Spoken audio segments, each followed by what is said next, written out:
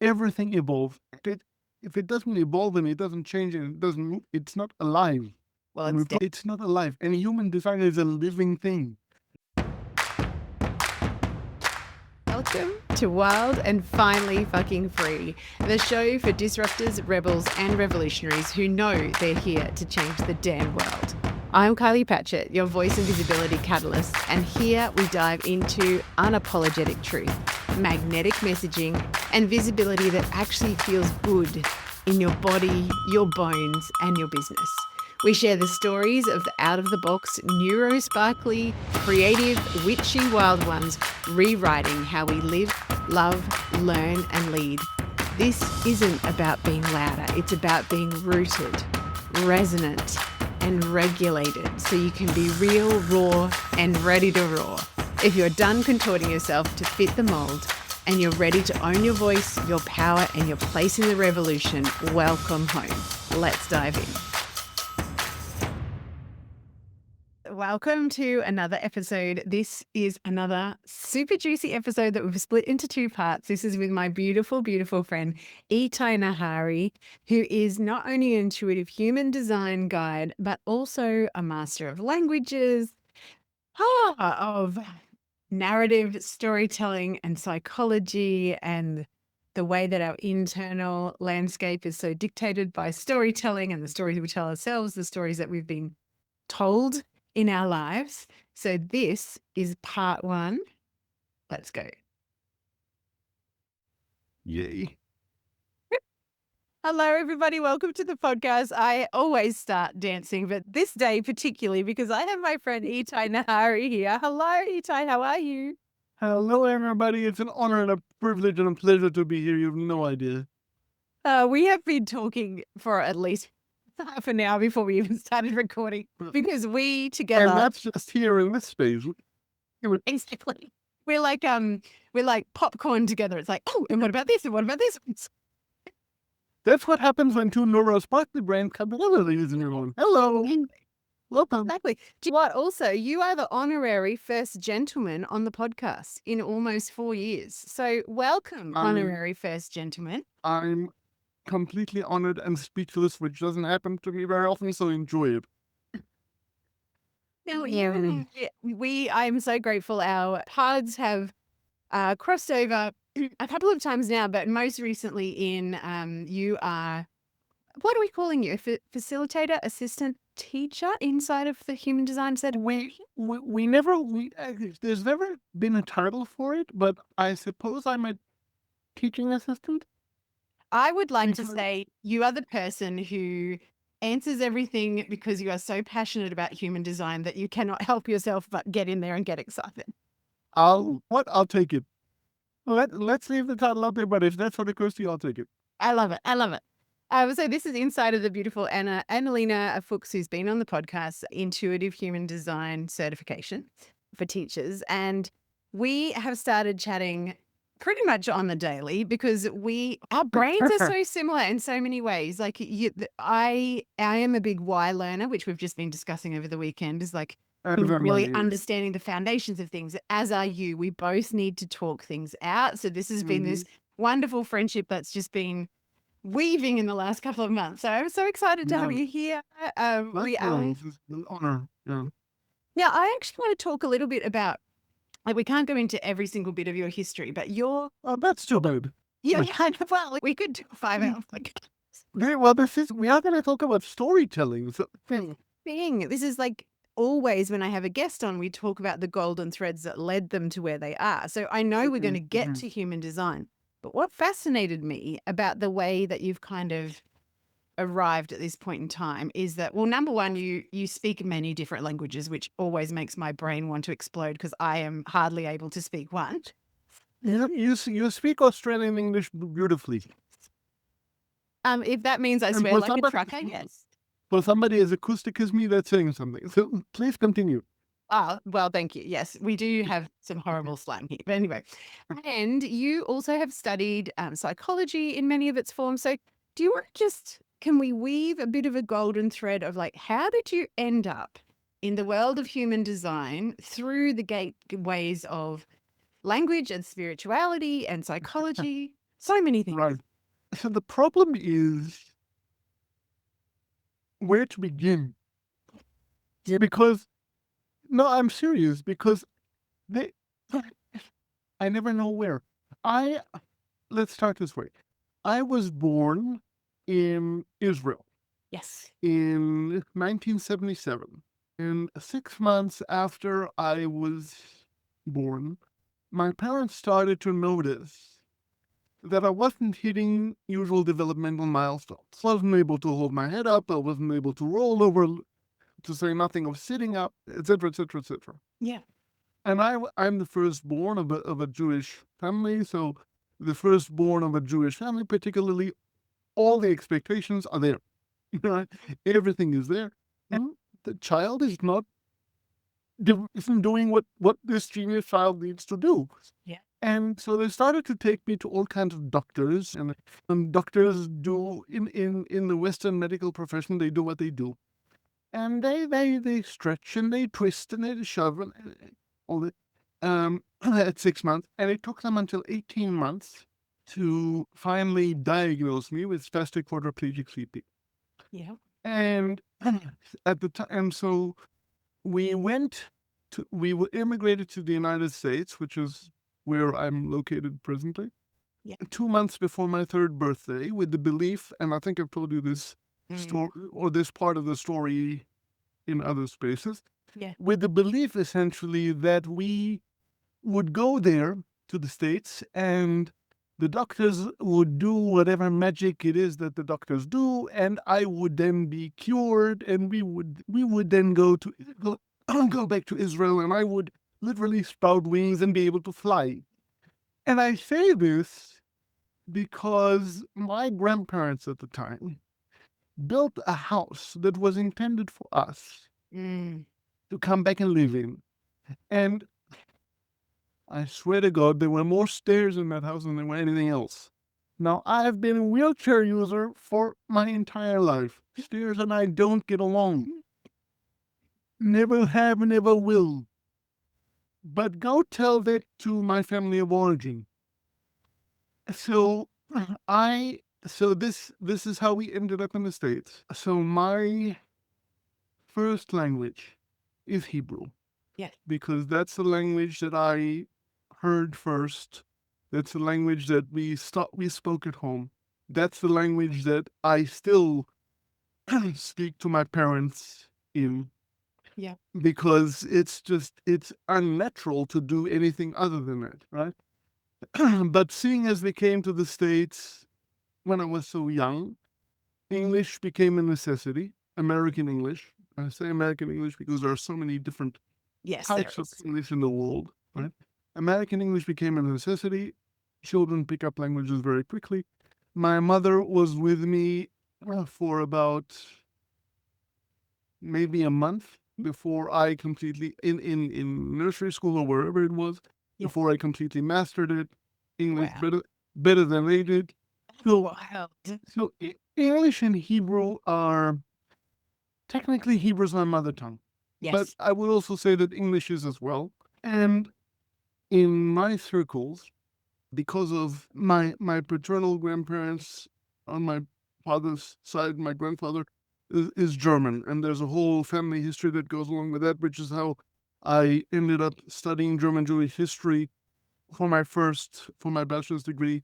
On my mother's side, the Polish and Lithuanian and all this, and there was Yiddish in the home and so forth and so on. So I grew up, and for me, multilingualism, it became natural. Yes. I picked up Yiddish because I was sick and tired of not understanding what my grandparents were saying, so I began to just understand. And French was offered in school, so I took French. And then German, because of the family history, German came into the picture, etc., etc., etc., etc. So amazing. I appreciate the fact that a lot of people find it miraculous that I can speak so many. For me, it's just normal. It's normal. It's the way I see the world. It's interesting because when I was younger, and I think I've told you this as well. Yeah. When I tried to fit in more than I do now, and God, I've stopped trying to do that quite as much. Hi. when I try to fit in more than I do now, because I'm sitting in a wheelchair and people have any number of assumptions that go along with sitting in a wheelchair, Yeah. most of which involve when you see somebody sitting in a wheelchair, you expect them to drool at you Yes. and not be able to speak in complete sentences. So oftentimes I would meet people, especially when I was in school and more in my adult years. Yeah. I would meet people and I would say, "Hello, my name is Etai, and I have 3 advanced degrees, and I speak this thus and such, however many languages I speak in that moment." And it would be fascinating to me, specifically the non-visual person, Yes. it would be fascinating to me. Their eyes would bug out and their jaws would drop to the floor, and then there would be this process of, and so as I introduced myself that way, I did it as a defense mechanism, basically to say, yes, I know you're looking at a wheelchair. I know what your assumption, but I belong here. God damn it! Yes. I And belong here, and your story of me is not my story. right, Mm.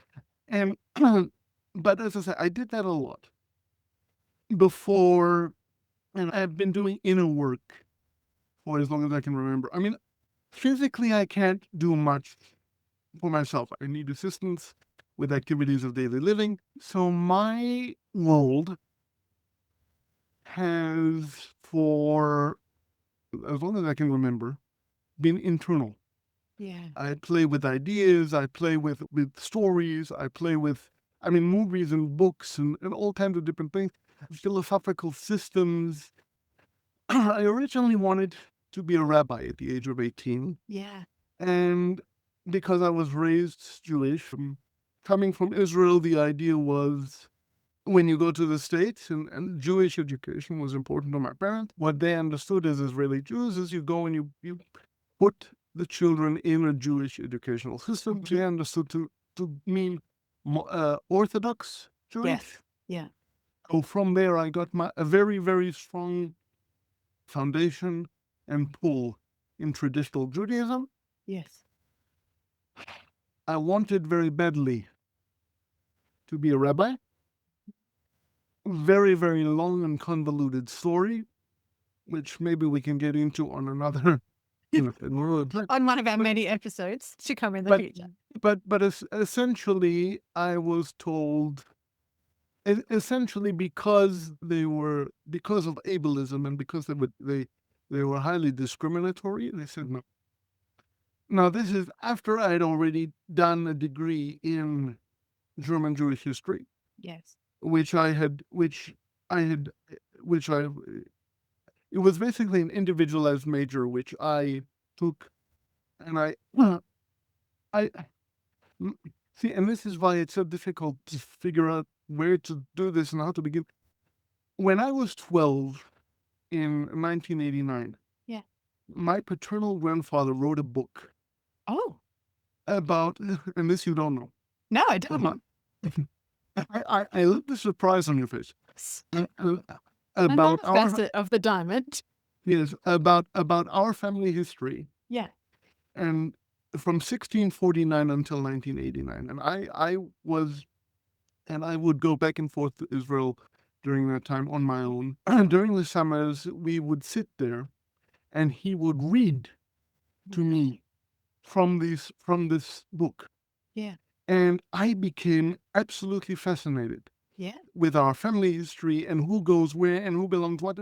And he said to me at the age of 12, he said, and I'll never forget this. He said, when I'm gone, this was in 1989, he said, and he died in 1992 of lymphoma. He says, when I'm gone, he says, all of this material, all of it is yours.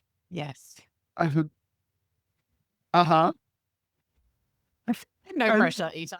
And he said, you take this and you translate this from German into Hebrew and you continue this book Wow. at the age of 12. So that explains to you all of a sudden why I had this mission given to me by my paternal grandfather. Yeah. And that's how I added German to the whole process, because I already had Hebrew, English, Yiddish, Yeah. French, etc., etc., etc. I don't have enough hands for you to count those languages on. We don't have enough digits. Okay, but that's how German. So that's how my first degree came about. Because at the age of 18, the rabbin had told me no the first time. So I went and I said, "What? I'm going to force the university, or a university, make it possible for me to publish this book." Hemming and hawing and hawing and hemming and hemming and hawing. I can imagine. And it turns out that, and I tried, and I stayed there for 8 years, and I did not only, and I had to make up that first major because it didn't exist. I made it up. It does not surprise me knowing you. And the first master's is in comparative literature, in post-Holocaust literature. Wow. Because I wanted to understand how it was that my grandfather, who left with his family at the age of 8, was chased out of Germany at the age of 8, and into Israel. In 1960, he came back. He came back with his wife and my father and my uncle. And I'm sitting there thinking, how in God's name, after a Holocaust, Yeah. the German Jew come? There's something about German. And so I did this comparative literature degree in order to try to understand this. Because I figured the literature must have something. Yes. If I read it, and there's plenty of post-Holocaust literature in both English and in Hebrew and in German, there's got to be some sort of. I never found the answer. At the end of that first master's, the idea of being a rabbi came back up. People in my friends' circle were saying, "Listen, shit or get off the pot." Yeah. I love that saying. They told me, Rabbi, don't talk about it. Or just anymore. stop. Yep. Stop talking. So and at the time I was in Connecticut on the East Coast of the United States. Yeah.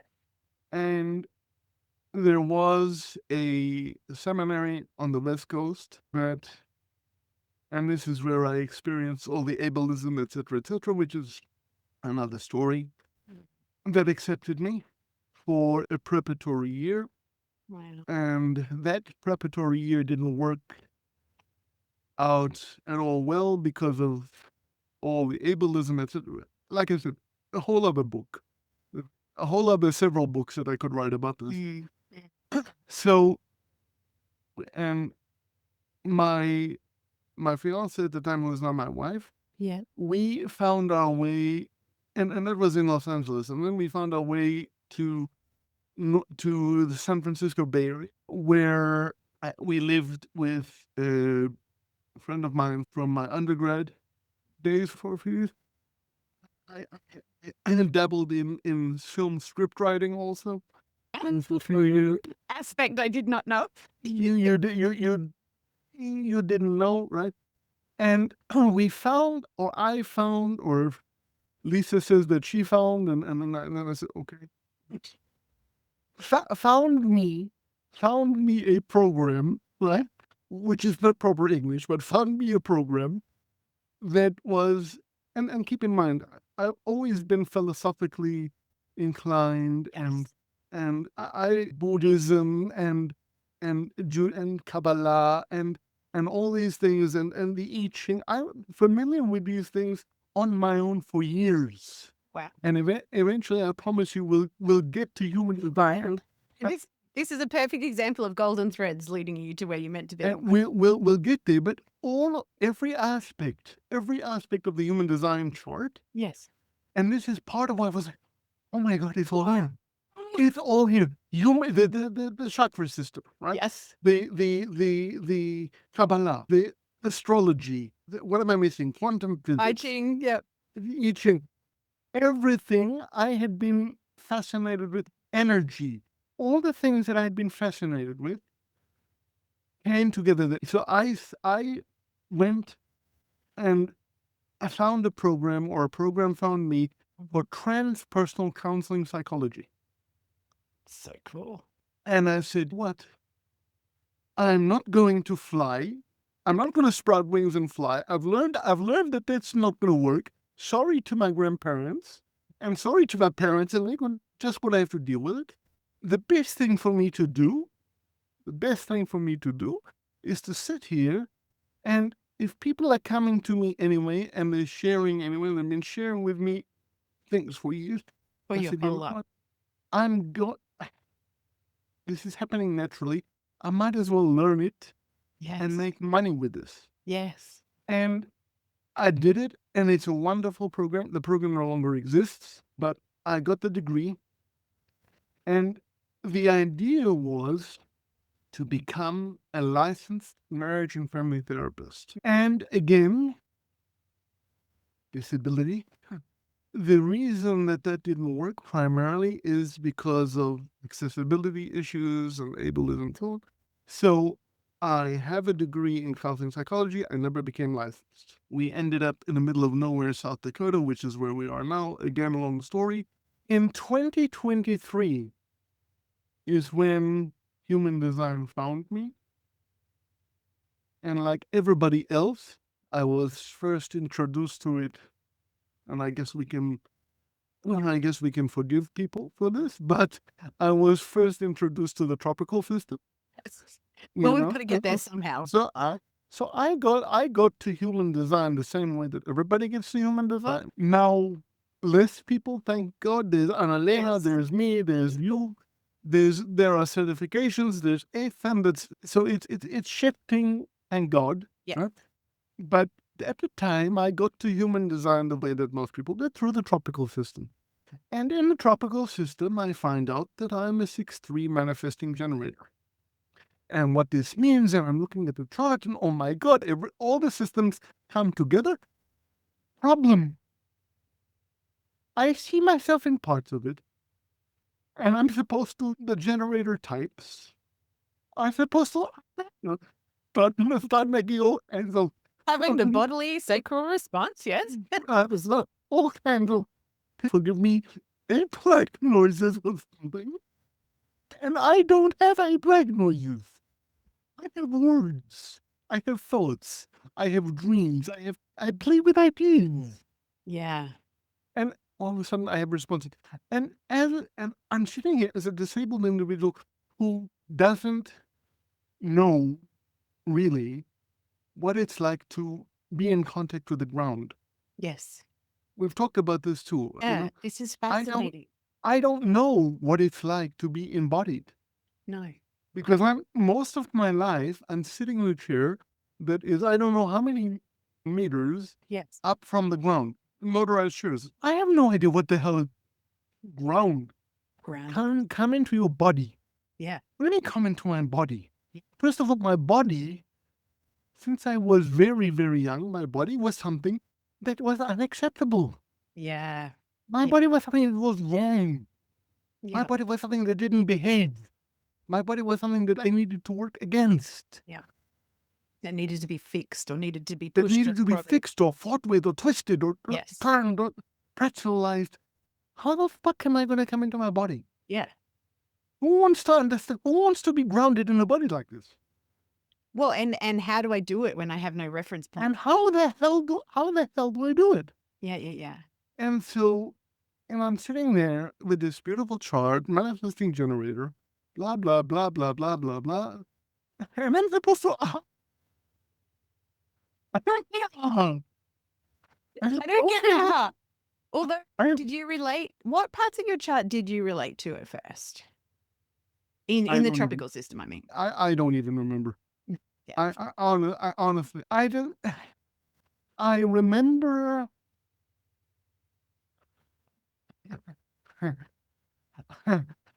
You have the 2145 in your chart Yes. as well. Right? Yes. That's called the money line. Yes. And I remember, and I was told, and I looked at the genetic matrix thing that It's a money line. So what do you mean I have a money line? I have a no money line. I have no response or no experience of this. I had money? What money?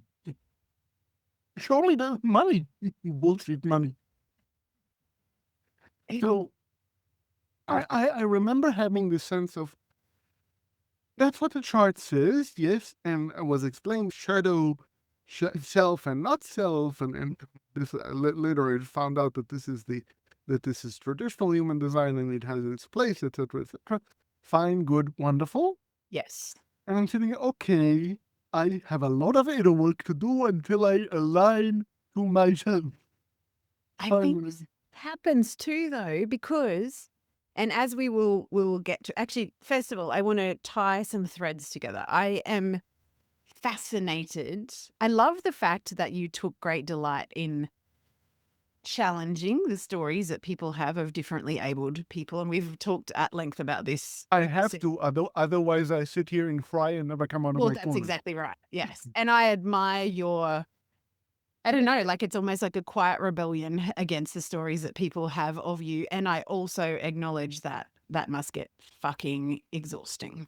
Like it does. It does. And for me, it's, and I don't know why this is the case, but I don't have a choice. Yes. I don't have a fucking choice. I wish I did. There was a time in my business where disability advocacy Yes. was more was more top of mind, was more what I was out there with. And I made a lot of videos and a lot of social media about the injustices, and all of this is true and all of this is important. Yes. And I can do it, and I got responses to it, and oh my God, and yes, I'm angry with you also, and you in solidarity angry about it. It's exhausting. It's exhausting. And also, why should you have to advocate? I'm a disability advocate by necessity. Yes. Because I'm sitting in this chair. Yeah. Yeah. I have to teach people by necessity. I'm tired of teaching people by necessity. Yes. I want to share what I'm called to share. And it's not about whether or not how many stairs I can make in a go, or whether I can fly, or how I fish, or how I fit, or in what angle I set for my business shit. What I can eat, or how I can eat it, or when I can eat it. We've had many conversations about that. Right, yeah, but I mean, that is exhausting. Yes. Every time I go to a doctor, it's exhausting because I have to teach them.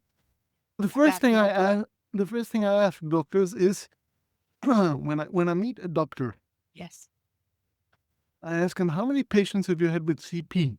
Yeah. And they look at me as if I fell from the moon. Yep. And you go, oh, good. Strap yourself Oh, in. good. Yeah, Here we go. Yeah. And it's with every call. And it's exhausting. And it's not that I don't think it's important work.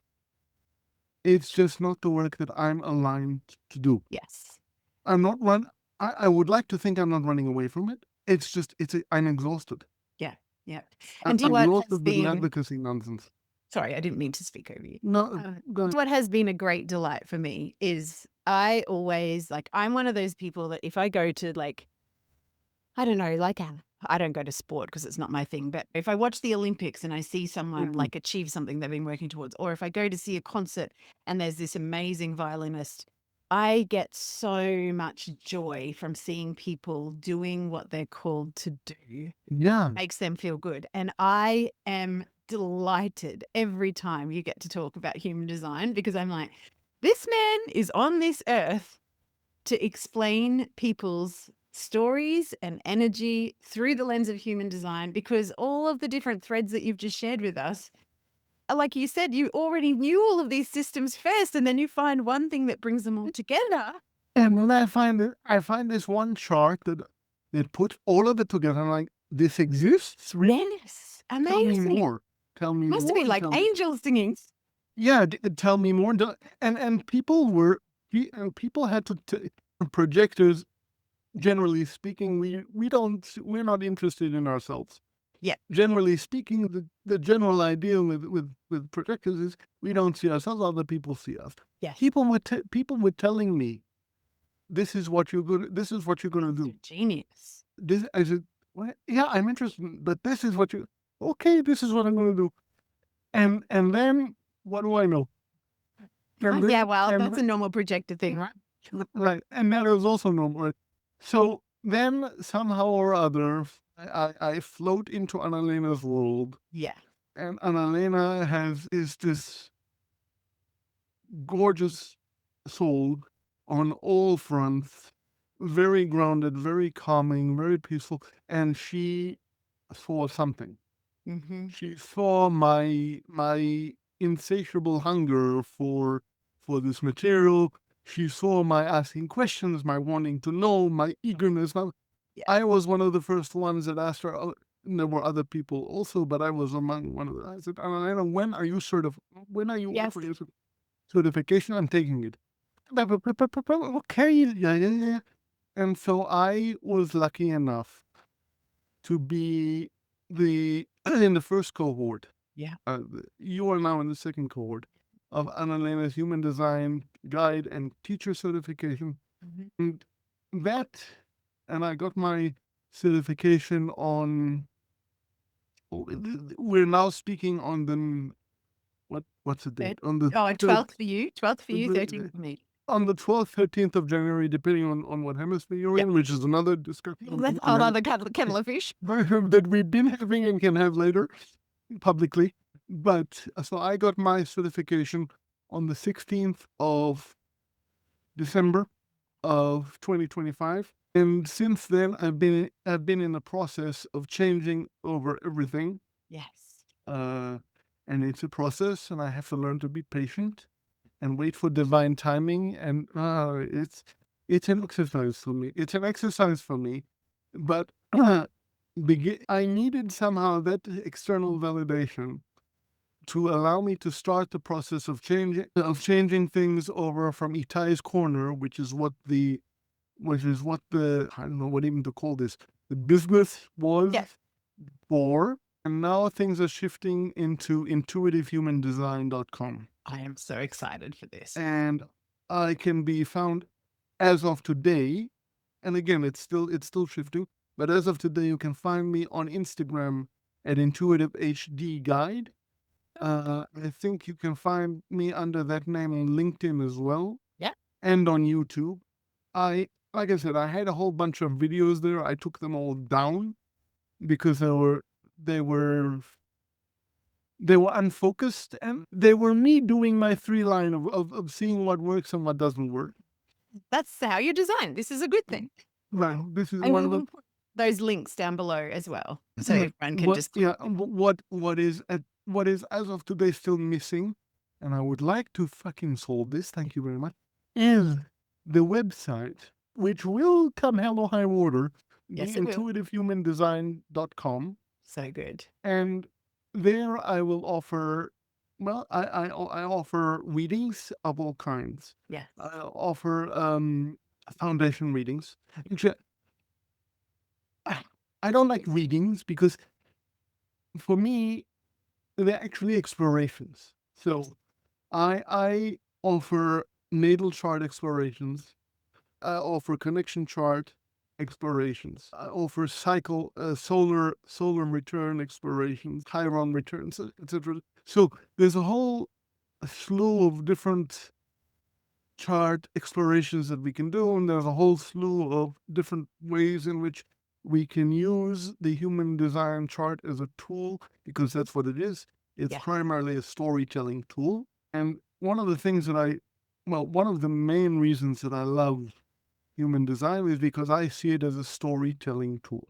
Yes. And the real empowerment of the real power, the real magic in the chart is that, and here's the trick, traditional human design sees the types as rigid, as givens, as structures that cannot and will not ever be changed or moved or mutable or anything. Yeah. which is what I call HD dogma. We've had conversations about, we'll continue to have conversations about this. To each their own, whatever's aligned for you. We're not dogmatists here, either of us. But for me and for us, I would wager to say, we see things more fluidly, more flexibly.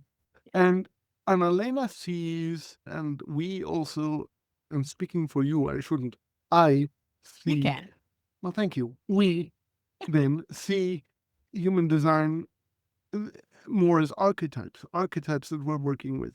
The manifestor archetype has certain things to teach us. The generator archetype has certain things to teach us. The projector archetype has certain things to teach us.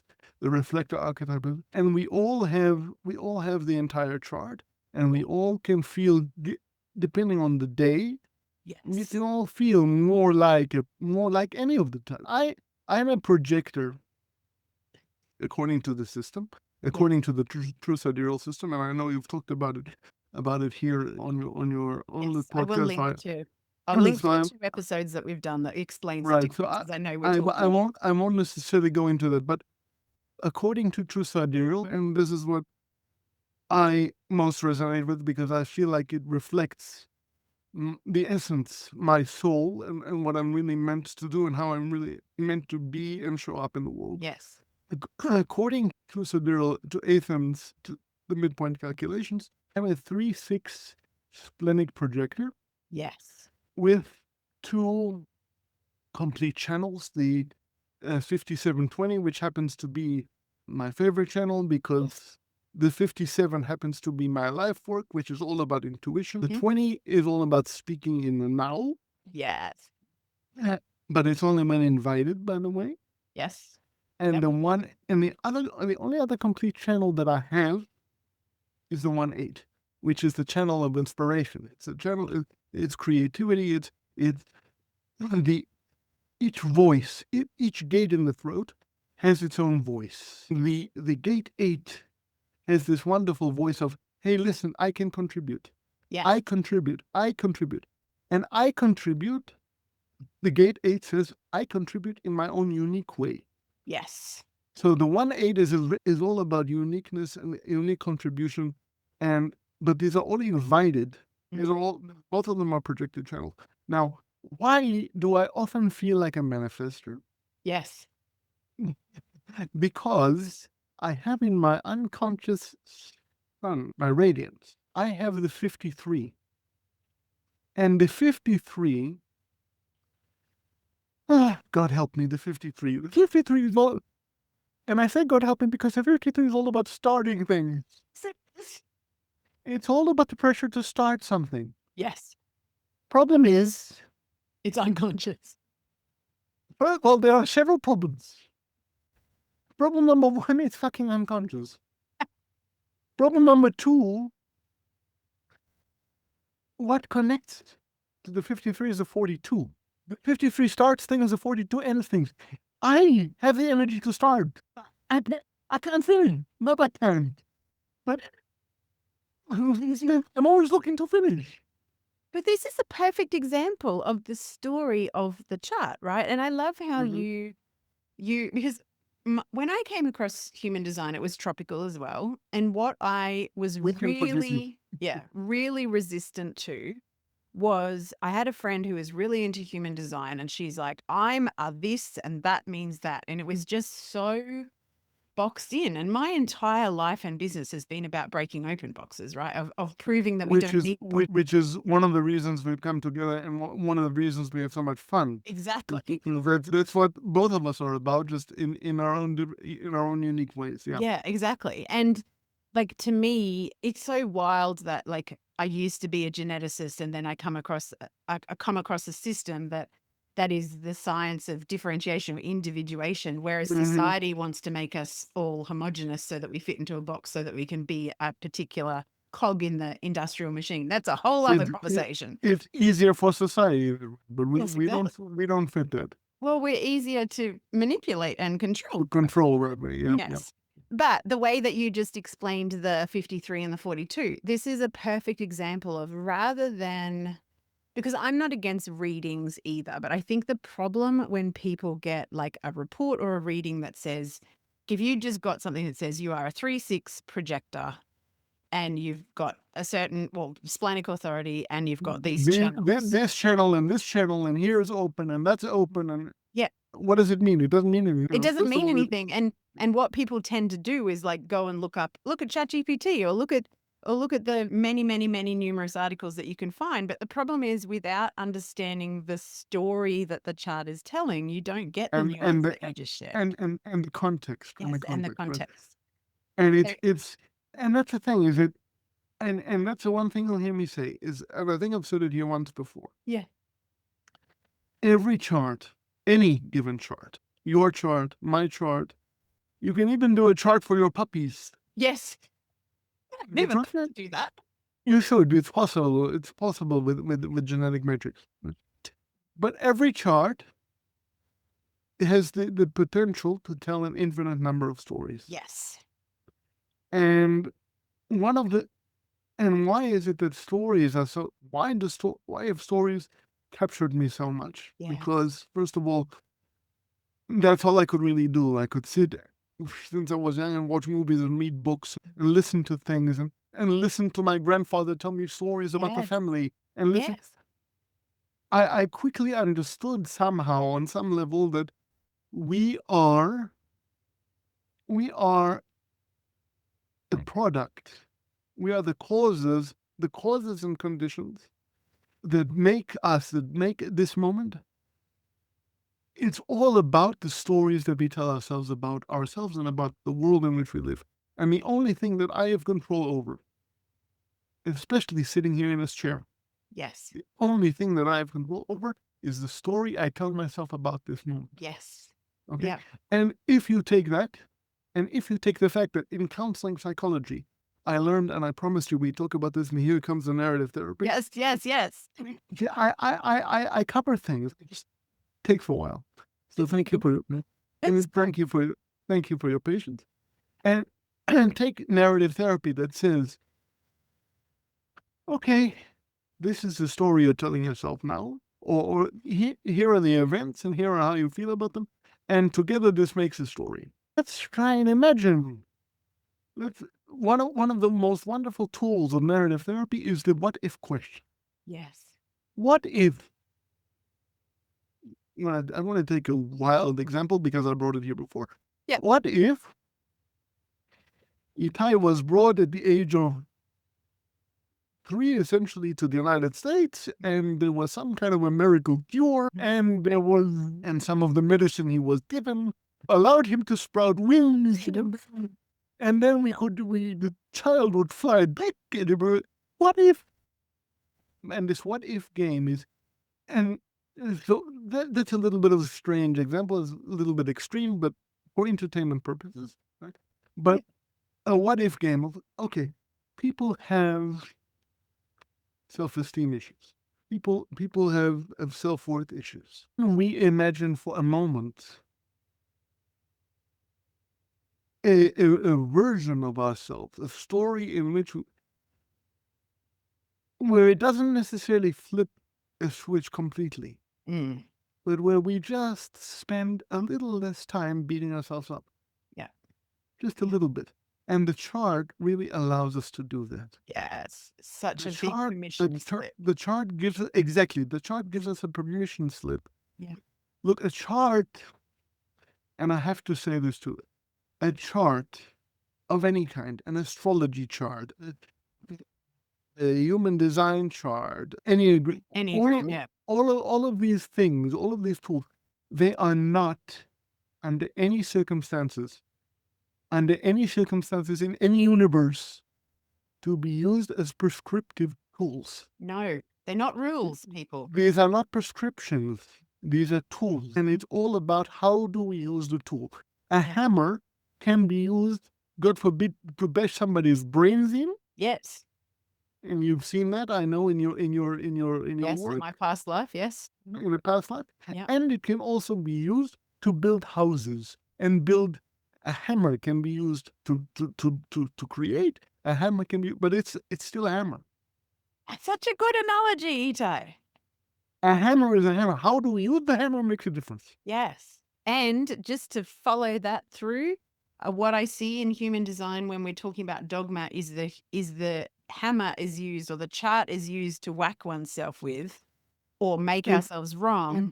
In most cases, yes. In Mm. most cases, traditional, yeah. And I mean, that had its place. Look, when Ra first brought human design to us, Yes. and Ra admitted this, he said, "Look, I'm here to shock people. Yep. Wake people I up. mean, I'm here to wake people up." He had the 51 prominently placed in his tropical chart, which is another topic Yes, altogether. yes. But his story was, I'm a splenic manifester with the 51 prominently placed. I'm going to wake you up. Yeah. And I'm going to shock you. And I have to use this shocking language so I can wake everybody the fuck up. Yep. Because we're running out of time and there will be this 2027 shift and blah, blah, blah. Yes. So of course it had to come first through the shocking medium, through the shocking element. And since then, there has been Ra, and there has been Karen Curry Parker, and there has been any number of different filters, and Yes. each teacher and each reading is a filter Yes. of the material, right? And there have been endless, thank God, filters of people looking at chart. And Karen Curry Parker had such a strong aversion to the language Yes. of original human design. She said, "What? I can't do it. I'm going and I'm making my own language." 100%. And out of this came the quantum human design. Yes. And Annalena learned from Karen, Yeah. and then taught us. So we are in that lineage, right? And so that's, I don't know where I was going with this, but It's the evolution of human design. Everything evolves. If it doesn't evolve and it doesn't change and it doesn't move, it's not alive. Well, It's not alive. And human design is a living thing. Thanks for tuning in to another episode. If this episode lit a fire in your body, in your business, deep down in your bones, please take a moment to drop a rating and review so more rebels just like you can find us. And don't keep this goodness to yourself. Share it with your disruptor, rebel, and revolutionary friends who are ready to roar right alongside of you. Until next time, stay wild, stay unapologetic, and stay fucking free.